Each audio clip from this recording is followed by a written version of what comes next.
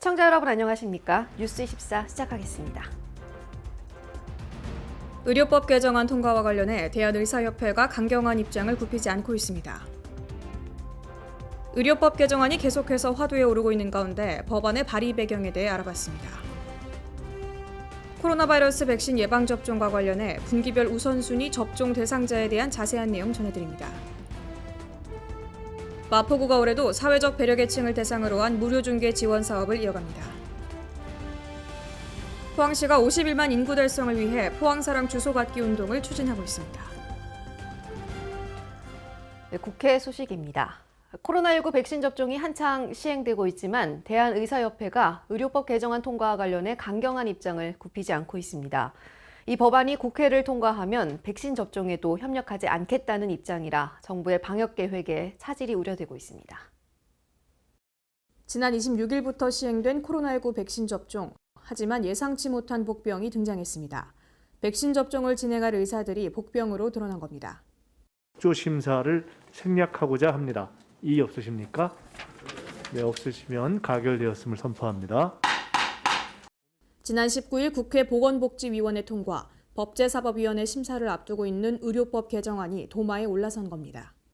개정안의 내용으로는 금고 이상의 형을 선고받은 의사의 면허를 취소하는 법안 등이 있고 이에 대한의사협회가 반발하고 있습니다. 개정안의 골자는 금고 이상의 형을 선고받고 집행기간이 끝난 의사는 이후 5년 동안 면허가 취소되고 금고 이상의 형에 대해 집행유예를 선고받을 시 유예기간이 끝난 시점부터 2년 동안 환자를 진료할 수 없게 되며 선고 유예기간 동안 면허가 취소된다는 내용입니다. 이에 대한의사협회는 의료법 개정안에 대해 입장문을 발표했습니다.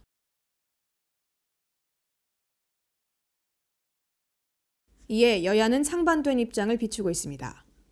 여당은 의협이 집단 행동을 하는 것은 용납할 수 없다는 입장을 보인 반면 야당은 신중한 입장을 보이고 있는 겁니다. 여당에서는 현 의료 행태에 대해 강도 높게 이야기하고 있습니다. 누구보다 높은 도덕성과 사회적 책임감을 가지셔야 할 의사단체의 그런 태도는 국민께 큰 실망을 드릴 것입니다. 만약 불법적인 집단 행동을 한다면 정부는 단호히 대처하는 것이 마땅하다고 생각합니다. 같은 날 김종인 비상대책위원장도 의사들의 협조가 절대적으로 필요한 시기에 왜 하필 심기를 건드리는 법을 처리하려고 하는지에 대해 납득할 수 없다며 언론을 통해 입장을 밝혔습니다. 의료법 개정안이 계속해서 화두에 오르고 있는데요. 이 법안이 발의된 배경에 대해 살펴보겠습니다. 지난 2000년 국회는 의료법 위반으로 금고형 이상을 받을 때만 의사면허가 취소되도록 법을 바꿨습니다. 의료법을 제외한 다른 범죄에 의해 금고형 이상을 받은 의사들은 아직 면허를 유지하고 있다는 게 이번 개정안 발의의 가장 큰 이유입니다. 2011년 만삭의 아내를 목 졸라 숨지게 한 의사 백모 씨. 살인죄로 징역 20년을 선고받았지만 현재도 의사면허는 유지되고 있습니다. 현행 의료법은 살인, 강도, 성폭행 등 강력 범죄를 일으켜도 의사면허를 취소할 수는 없기 때문입니다. 최근 5년간 전문직 성범죄 통계로 살펴봤을 때 1위를 차지하는 직업이 의사로 드러났으며 총 613명이 성범죄를 저지른 것으로 나타났습니다. 심지어 마취한 여성 환자들을 성추행한 사건으로 도마에 올랐던 의사들은 현재도 진료실에 있는 상황입니다. 발의된 개정안은 의료뿐 아닌 모든 범죄로 면허 취소의 범위를 대폭 확대하는 것입니다. 개정안에는 예외도 있습니다. 의료과실로 처벌을 받을 경우엔 면허를 취소하지 않아도 되는 겁니다. 이는 의료계의 요청을 여야가 받아들인 부분에 해당합니다.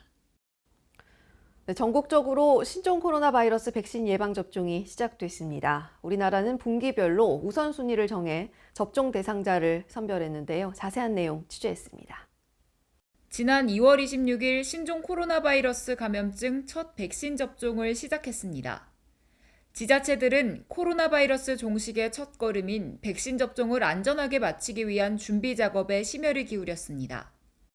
예방접종 대응추진단의 접종 시행계획에 따르면 1분기에는 130만 명을 대상으로 접종이 이뤄질 계획입니다. 특히 현장에서 코로나 환자를 치료하는 보건의료인 등 고위험 의료기관 직원이나 요양병원 재활시설 입소자 및 종사자를 중심으로 예방접종이 실시됩니다. 2분기에는 900만 명을 대상으로 접종이 이뤄질 계획이며 장애인, 노숙인 등을 비롯한 60세 이상 고령자 순으로 접종합니다.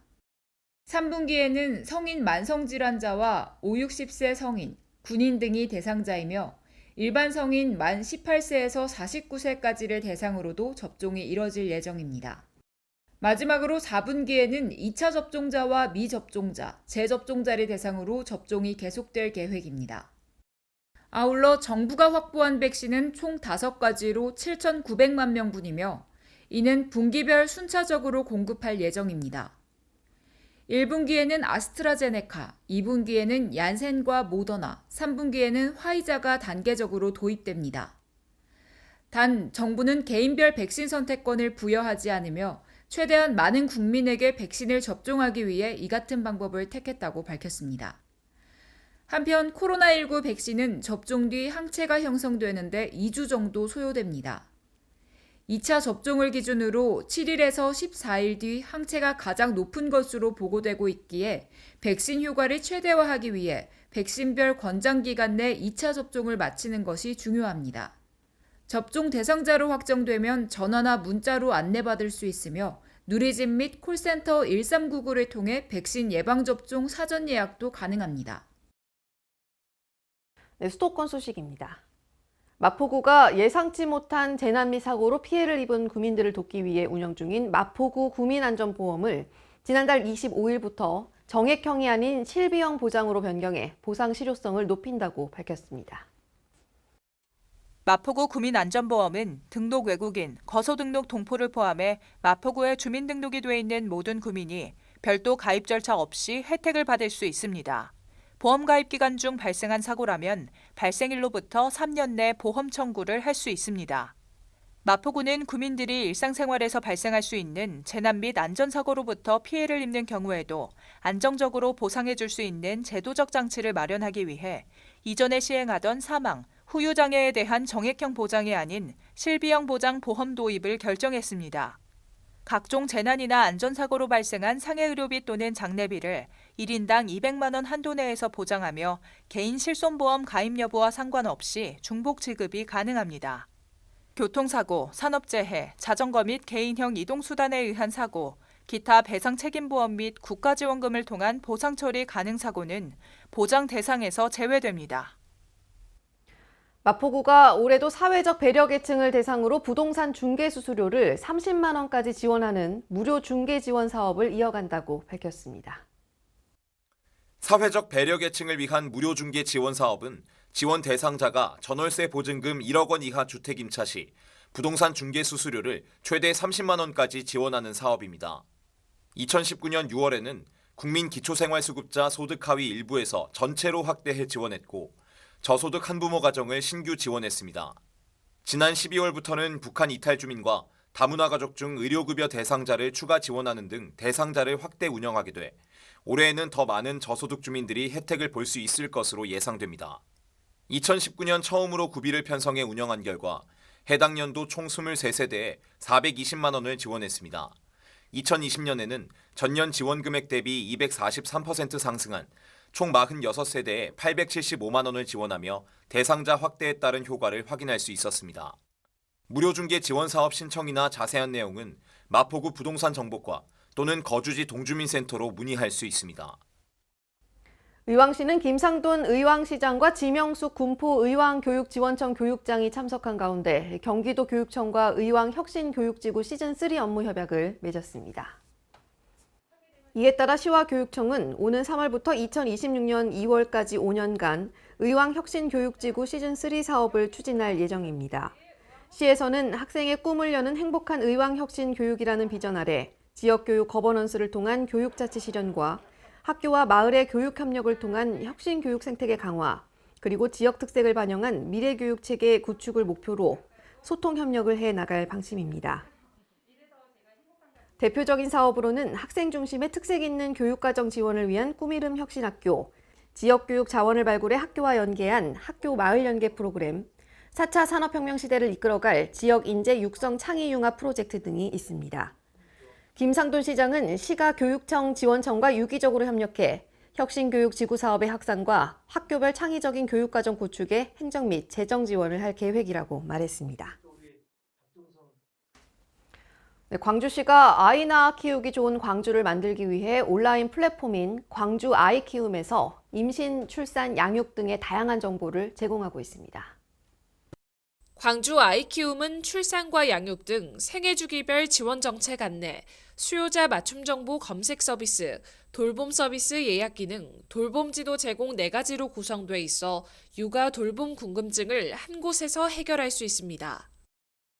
또 온오프라인 상담이 가능한 전문 돌봄 코디네이터들이 육아, 부모 교육, 초등 돌봄 등 시민들의 궁금증을 해결해주고 각종 정책에 대한 맞춤형 정보를 제공하고 있습니다.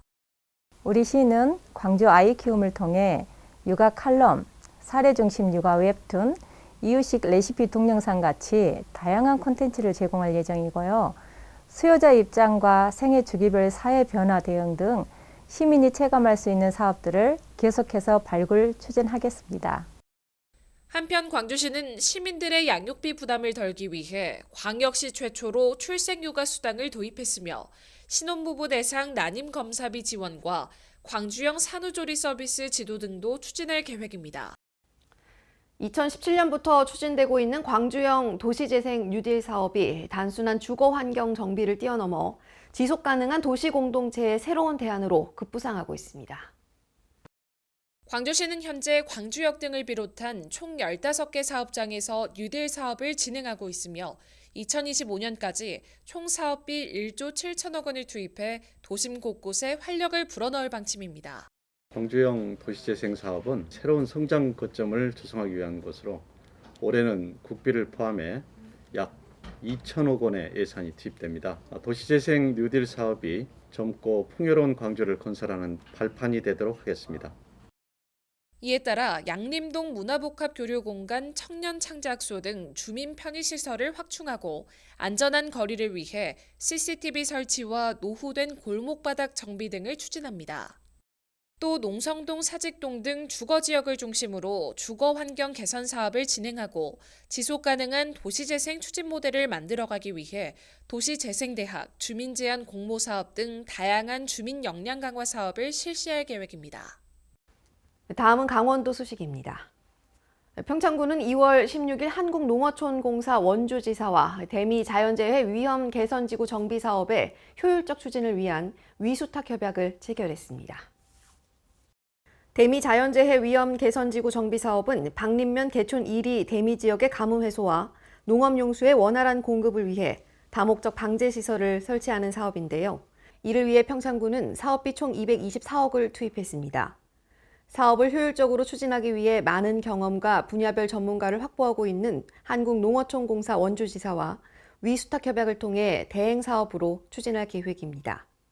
협약 체결 이후 한국농어촌공사 원주지사는 현재 진행 중인 기본시설 및 실시 설계 용역에 대한 사전 검토 및 행정 지원 후 완성된 실시 설계를 기준으로 사업 발주, 감리 감독 및 사업 관리 등의 업무를 수행할 예정입니다. 강원도와 횡성군이 전기 자동차 모터 전문 기업인 주식회사 부솔 EPT와 지방 이전 투자 협약을 체결했습니다. 지난 16일 강원도청에서는 강원도와 횡성군, 부솔 EPT가 참여한 가운데 투자 협약식이 열렸습니다. 경기도 화성시에 위치한 부솔 EPT는 전기 자동차용 EV 모터를 비롯해 전기차에 쓰이는 파워트레인을 생산하는 전문 업체입니다. 업체는 특화된 기술력을 기반으로 엔진 제조 사업을 확대하기 위해 113억 원을 투자해 우천 일반 산업단지의 공장과 연구소를 이전하기로 결정했습니다. 투자가 완료되면 80명의 신규 고용이 창출될 것으로 기대를 모으고 있습니다. 충청도 소식입니다. 충북 11개 시군을 바이오, 반도체, 에너지, 미래 모빌리티 벨트로 묶어 관련 산업을 육성하는 경쟁력 강화 산업이 추진됩니다. 대표적으로 청주는 2차 전지 산업, 충주는 친환경 미래 모빌리티 소재 부품 산업, 제천은 천연물 산업, 음성은 신에너지 산업 등입니다. 도는 각 시군 경쟁력 강화 산업을 중심으로 기술 지원을 하면서 산업 육성 거점 구축에 전력을 다할 계획입니다. 또 시군에서 추진 가능한 사업은 공모 사업 등을 통해 국비와 연계할 방안도 마련할 방침입니다. 보령시는 코로나19 최전방에서 힘쓰고 있는 보건소 직원들에게 감사의 마음을 전하는 챌린지를 추진합니다. 힘내라 보령, 고마워요 보건소 덕분에 챌린지는 코로나19 예방과 시민 건강, 안전한 보령을 지키기 위해 노력하는 보건소 직원들을 응원하기 위해 민간 사회단체가 자발적으로 시작한 캠페인입니다. 이번 챌린지는 김봉건 보령시 자율방범연합대장을 시작으로 참여자가 힘내라 보령, 고마워요 보건소라는 응원 메시지를 전달하고 다음 참여자를 지목하는 방식으로 코로나19 종식 시까지 월 2회 자율 추진해 나갈 계획입니다. 경상도 소식입니다. 인구가 늘어날수록 도시는 활기를 띠는데요. 포항시가 51만 인구 달성을 위해 포항사랑 주소갖기 운동을 추진하고 있습니다. 특히 포항시 주소갖기 운동 범시민 추진위원회도 출범해 인구 조기 회복을 위한 힘찬 걸음을 내디뎠습니다. 포항시는 지난 19일 지역의 50여 개 기관 및 기업, 사회단체 대표자들이 참석한 가운데 포항사랑 주소갖기 운동 범시민 추진위원회 출범식을 가졌습니다. 이번 행사는 올 한 해 시정 최우선 과제인 51만 인구 회복을 도모하는 포항사랑 주소갖기 운동의 범시민적 동참 분위기를 조성하기 위해 마련됐습니다. 이날 출범식은 인구정책 추진 방향 설명, 위촉장 수여, 협력 방안 토의, 협약서 서명 등으로 진행됐습니다. 특히 이강덕 포항시장은 회의를 주재하며 각 단체 대표자들과 포항시 전입을 장려하는 다양한 방안에 대해 의견을 교환했습니다. 또 포항사랑 주소갖기 운동과 전입지원금으로 인한 최근 포항시 인구 증가세를 강조하며 출범식을 통해 연내 51만 인구 회복이 가시화될 수 있도록 각 단체별로 힘을 모아줄 것을 당부했습니다. 포항사랑 주소갖기 운동 범시민 추진위원회는 각 단체별 성격에 따라 기업협력, 교육협력, 군부대 협력, 시민협력 등 4개 분과위원회로 운영하며 향후 분과위원회별로 다양한 주소 이전 대책을 마련해 적극 추진할 예정입니다.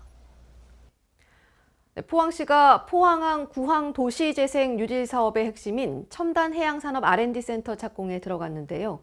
포항의 미래를 밝힐 신사업 R&D 인프라를 구축하며 새로운 성장 동력을 만들어낼 것으로 기대됩니다. 포항시는 17일 송도 부두에서 포항항 구항 일원 도시재생 뉴딜 사업의 핵심 시설인 첨단 해양산업 R&D센터의 착공식을 가졌습니다. 첨단 해양산업 R&D센터는 2022년 완공을 목표로 해양 레포츠 관련 시설과 함께 공장형 실험실, 공용 회의실 등의 시설을 갖출 예정입니다. 아울러 포항의 풍부한 R&D 인적 자원 및 기술 보유기관을 중심으로 입주 기업에 대한 차별화된 지원을 통해 2026년까지 30개 기업과 150여 개의 일자리 창출을 목표로 하고 있습니다. 특히 첨단 해양산업 관련 연구기관의 입주를 통해 해양 레저용 소재 개발을 위한 특화형 R&D를 추진하는 등 해당 분야 기술 개발에 더해 해양 레저 산업 육성 및 창업 활성화를 기반으로 해양 관광 인프라 구축에도 힘쓸 계획입니다. 이를 통해 시는 첨단 해양산업 R&D센터가 도시의 새로운 성장 산업을 육성하고 산업 구조를 개편하는 핵심 거점으로 자리매김하도록 한다는 방침입니다. 한편 포항시는 포항항 구항 도시재생 뉴딜 사업을 통해 유휴 항만 부지를 첨단 해양 산업단지로 조성해 각종 기업 입주시설, 창업 지원시설, 주거 및 문화시설 등을 복합적으로 설치할 계획입니다. 다음은 전라도 소식입니다. 여수시가 흥국체육관을 코로나19 백신 예방 접종센터로 마련해 접종센터 개소와 사전 점검을 마쳤습니다. 여수시가 백신 접종이 언제든지 바로 실시될 수 있도록 접종 대상자의 이동 동선과 주차 공간, 환기시설과 장애인 이동 편의시설 등을 면밀히 점검했습니다. 저온과 냉동 보관이 필요한 백신을 위해 초저온 냉동고를 구비했으며 코로나19 확산 방지와 안전한 접종을 위해 입출구를 분리해 배기 공간을 충분히 확보했습니다. 예방접종센터인 흥국체육관에서 전체 시민의 60%인 14만 7,630명에게 대상자별 우선순위에 따라 순차적으로 예방접종을 실시할 계획입니다. 우수가 지나면서 남원에서는 봄나물인 곤달비 수확이 한창입니다. 곤달비는 봄나물의 제왕이라 불리며 각종 비타민도 풍부해 많은 사랑을 받고 있는데요. 보도에 황인아 기자입니다. 전북 남원시 운봉읍에서 고급산채인 곤달비 수확에 나섰습니다. 시에 따르면 고급산채인 곤달비는 저온성 식물로 자연에서는 5월이 돼야 수확이 가능하나 3중 터널 재배로 심어 2월부터 수확이 가능해 3개월이나 빠른 봄맛을 느낄 수 있습니다. 향이 독특한 곤달비는 쌈이나 무침, 장아찌로 다양하게 섭취할 수 있으며 특히 단백질, 탄수화물, 칼슘 및 비타민 A, 비타민 C 등이 풍부해 환절기 나른함을 떨치고 삶의 활력을 찾는 데 매우 유익하다고 알려져 있습니다.